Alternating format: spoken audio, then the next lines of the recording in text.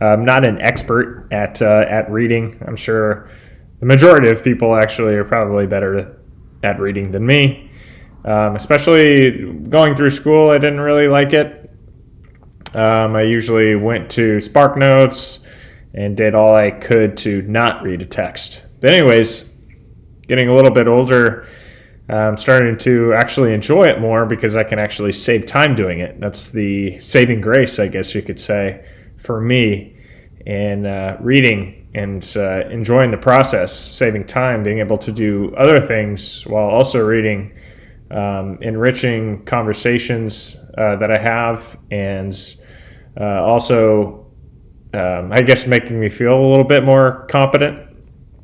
I don't know if that's actually true or not, but here are a couple of quotes. This site is a little bit, there's a lot of ads that come up on it, so it's kind of frustrating, but it's got a couple of good quotes based on time. Time is a created thing. To say I don't have time is to say I don't want to. Never leave till tomorrow, which you can do today. Benjamin Franklin. We should always allow some time to elapse, for time discloses the truth. Seneca. The only reason for time is so that everything doesn't happen at once. Albert Einstein. And I'll go into how I save time reading. These are just my personal favorites. Here's Scribd. You can use this. It is a app that you can download on your phone. I do know you can download it on your iPhone. I'm not sure if it's available on Android and all the other phones out there, but it is Scribd, spelled up here, and it has been pretty valuable. Honestly, I haven't used it too much because I usually go to YouTube, but this is good if you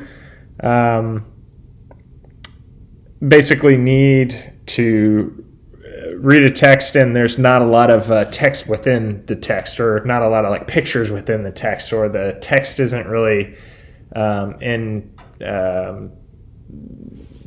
basically like a normal book would read. That's how you'd want to use this. If there was like paragraphs within the page that are kind of all like boxed in different locations, if that makes any sense.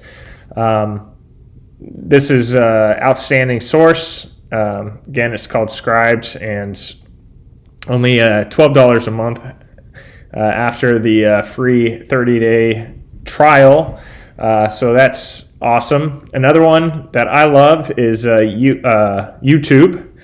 I have YouTube Premium. Unfortunately, when I was in Vegas, I was a little bit irresponsible. Lost one of my credit cards, or lost one of my debit cards, and I had to cancel everything just to make sure that nothing was compromised.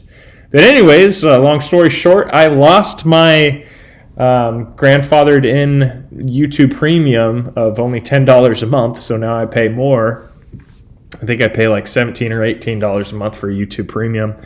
But anyways, a good thing that you can do is you can click on the video and you can do double speed if you're into that. I really like it. I am reading basically to scan most of the time, so it works for me. Now, I guess if I was reading like a text that takes a little bit more time to kind of digest, like say Shakespeare or something, this technique does not work. If you're reading something in Old English, this doesn't tend to work. And if you're reading something that takes a lot of time to process, it doesn't really work, at least for me. So another one, I guess, can save you time as far as from money standpoint, to basically save you some money and thus possibly save you some time in the future, is going to the library. Or going to a public library and actually checking out books there, so you don't have to pay for them. Bring them home, read them, and you can also use this source on that. Probably want to delete the book after you get done with it, but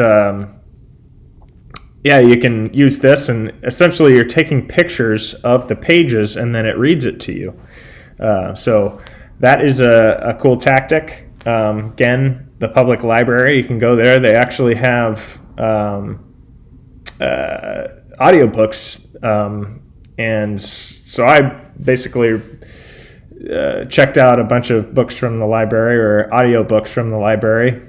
And unfortunately, I can't even listen to them because none of my CD players work at the moment. But anyways, let's see here. You can do, this is an article of how to speed read, basically. I guess you can learn how to speed read. One of the techniques that I personally use every once in a while when I'm scanning is basically you can look at the middle words, basically, of a paragraph and just read those and kind of let everything else kind of set in, and it helps you scan a little bit faster.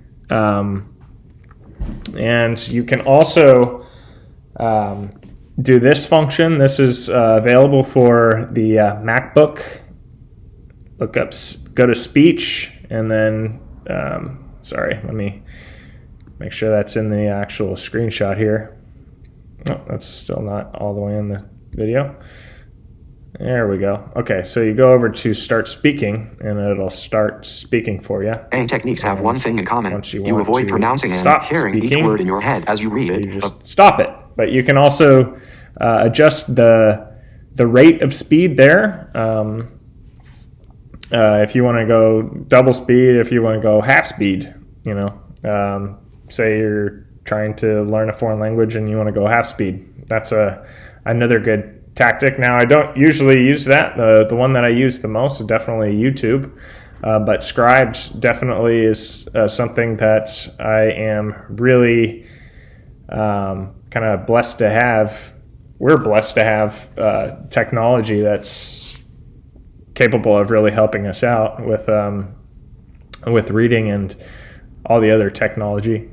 And then, okay, so this is back to the quotes. Let's see. Life, if well lived, is long enough. Seneca. Don't spend $1 worth of time on a 10-cent decision. So now I'm just kind of getting in the weeds with all of these quotes here. But anyways, hope this helped you out. Again, this is a video on how to save more time reading. Maybe one of these techniques will help you out. This is basically just my personal way of trying to get through reading material a little bit faster. All right, take care.